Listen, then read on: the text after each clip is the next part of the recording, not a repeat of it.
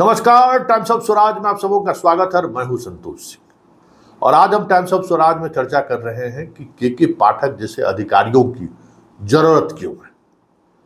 जी हां, शिक्षक नाराज हैं और उनकी नाराजगी स्वाभाविक हो सकती है। के पाठक के बहुत सारे फैसले में कुछ ऐसे फैसले भी थे जो फैसले मानवीय नहीं हो सकते, लेकिन एक प्रशासक के रूप में जब आप देखेंगे, एक अधिकारी के रूप में जब के पाठक के फैसले पर जब आप अध्ययन करेंगे तो आपको लगेगा कि एक अधिकारी व्यवस्था को सुदृढ़ करने के लिए उनके पास सीमित संसाधन ही नहीं है, सीमित दायरा भी है, उससे वो बाहर सोच ही नहीं सकते। तो एक आयरन माना जाता है ना, आयरन गाटर माना जाता है इस ब्यूरोक्रेसी को ना, तो उसमें बेहतर जो हो सकता है प्रशासनिक कह सकते हैं कि निर्णय, वो निर्णय अपने अनुसार वो लेते रहे।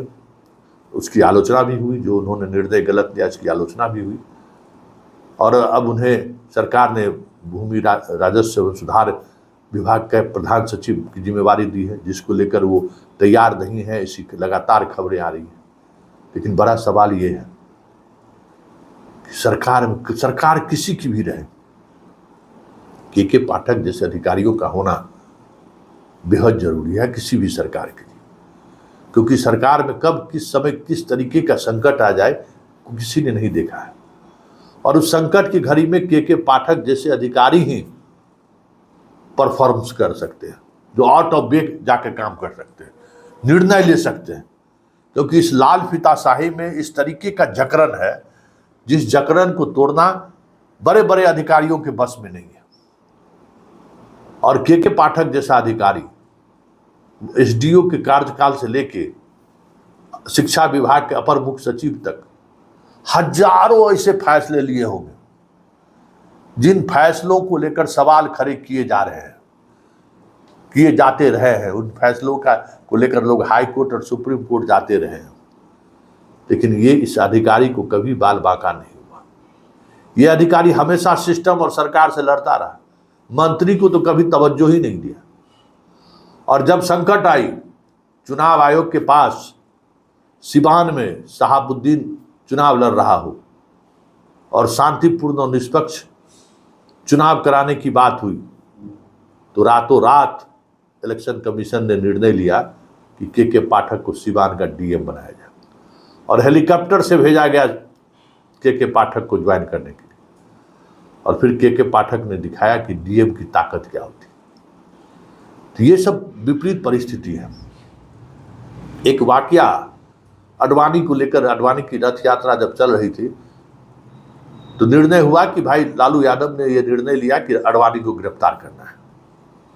सारे अधिकारी, पुलिस विभाग से लेकर सिविल डिपार्टमेंट के सारे अधिकारी मुख्यमंत्री आवास में बैठे हुए थे।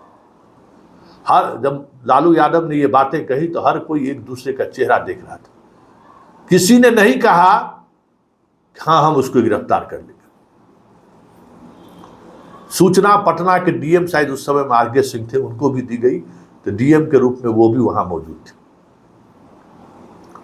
Chief secretary, home secretary, DGP, मुख्यमंत्री के अपने प्रधान सचिव, सब लोग चुप थे, एक दूसरे के चेहरा देख रहे थे कि आखिरकार अडवाणी को गिरफ्तार कौन करेगा। तो आरके सिंह कहे वो हेलीकॉप्टर दीजिए, हम तुरंत गिरफ्तार करके ले आते।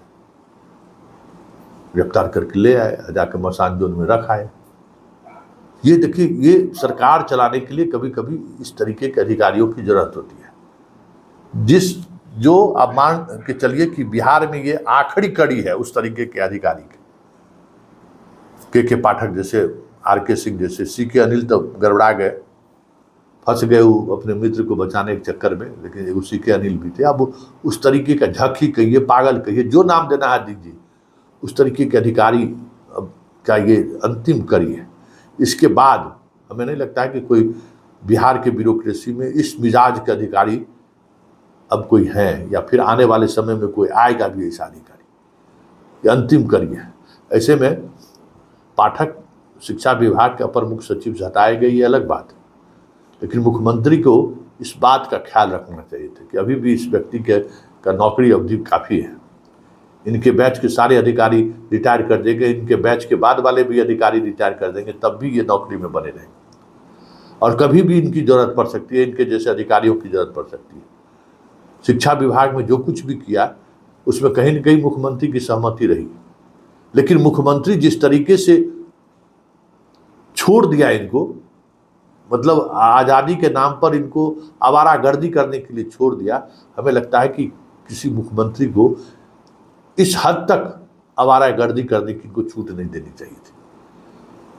इनको नियंत्रित रखना जाना चाहिए क्योंकि ये खुला साड़ है, एकदम खुला साड़ ने कहते हैं गाँव घर में, उस तरीके का है। नियंत्रण जरूरी था, संभाल कर रखते, हमें लगता है कि बहुत बड़ा एसेट होता शिक्षा विभाग के अपर मुख्य सचिव के रूप में। हालांकि इन्होंने बहुत सारा काम किया, लेकिन जो कुछ भी थोड़ी आलोचना हुई जिससे सरकार के चेहरे पर भी दाग पड़ा और इनको एक विवश हुए हटाने के लिए, हमें लगता है कि मुख्यमंत्री जिस तरीके से इनके साथ खड़े थे, कुछ इनके निर्णय को लेकर इनको समझाया जा सकता था। और नीतीश कुमार की बात ये पूरी तौर पर समझते भी हैं, ये भी बात है कि नीतीश कुमार का एक बात भी ये काट नहीं सकता है। तो मुख्यमंत्री नीतीश कुमार को ऐसे अधिकारियों को प्रोटेक्ट करना चाहिए था और प्रोटेक्ट तो किए, लेकिन उस प्रोटेक्शन में ये जो कुछ ऐसे फैसले ले रहे थे जिन फैसलों को नीतीश कुमार बातचीत करके बदलाव ला सकते थे, बात करके 5 मिनट में के पाठक को समझा सकते थे वो। लेकिन अब चीज़ें सारी बदल गई हैं। ऐसे में के पाठक की उपयोगिता आज भी इस बिहार के ब्यूरोक्रेसी के लिए है, इस बात को मैं समझता हूँ। ऐसे में उनकी वापसी महत्वपूर्ण है क्योंकि भूमि सुधार और राजस्व विभाग में भी बहुत कुछ करने की जरूरत है।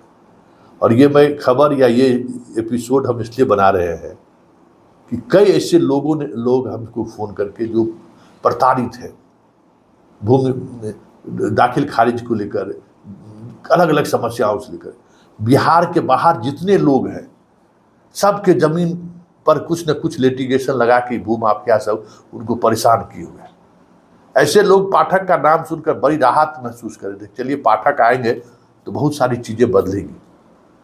लेकिन जब से ये खबर आने लगी है कि पाठक नहीं भी आ सकते हैं, बड़े स्तर पर निराशा की भाव है, क्योंकि यही व्यक्ति है कि उस विभाग को भी रातों रात बदलने की ताकत रखता है, क्षमता रखता है।